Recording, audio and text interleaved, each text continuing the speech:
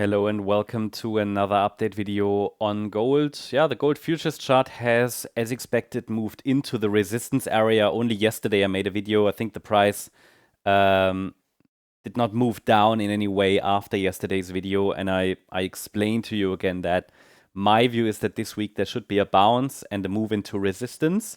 Either way, yeah, in both scenarios, early in the week. I didn't say Monday or Tuesday, but early in the week. So it happened obviously with the contract change now. Just to be transparent about it, this gap is due to the contract change that we have seen.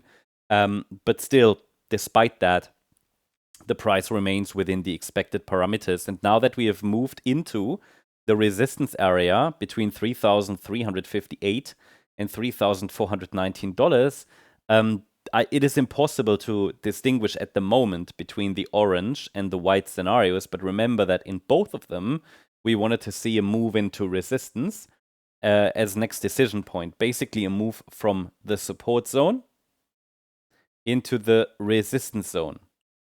And the price reacted here to the 61.8 FIB extension at $3,308. That's, by the way, a textbook target. It really is. Or for an E wave in a wave 4 triangle. Yeah.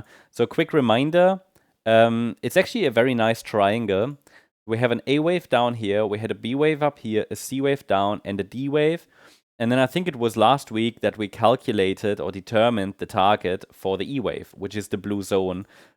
The 61.8 extension, though, is always an ideal target. The way to measure that is to take the length of the C wave and then project it out with the Fibonacci extension tool to the length of the E wave. So that was the area to watch. We've seen a bounce. We're now in resistance. And today, obviously, also with the interest rate decision, it's a key spot, a key decision point. And I think it's not a coincidence that we move into this area on a day like that, like Fed decision day.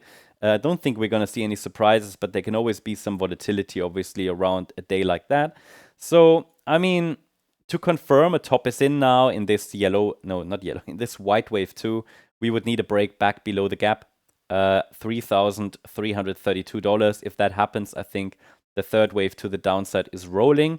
Obviously, we also will need to take out these previous swing lows. They're from Monday the 28th and the red line at $3,249 to confirm that further. But the white scenario cannot be ruled out. Now, yesterday, a situation was, I don't want to say certain, it wasn't certain, but it was quite clear.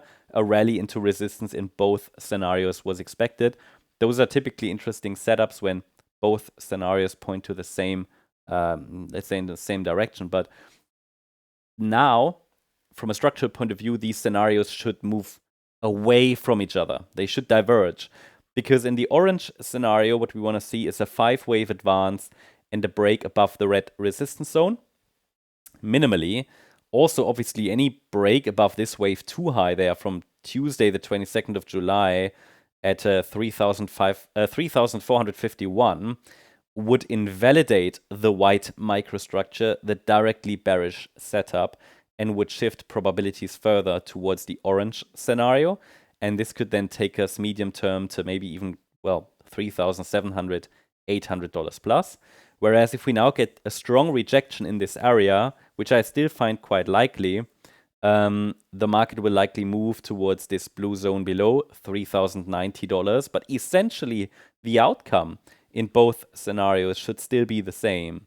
Because while I see this here as a wave 4, and we could break higher directly in a triangle, I would need to see a breakout above resistance first to confirm that. If we go lower, then we should also eventually see higher prices. So the outcome should be the same. Both scenarios are overall still suggesting that this is a wave 4.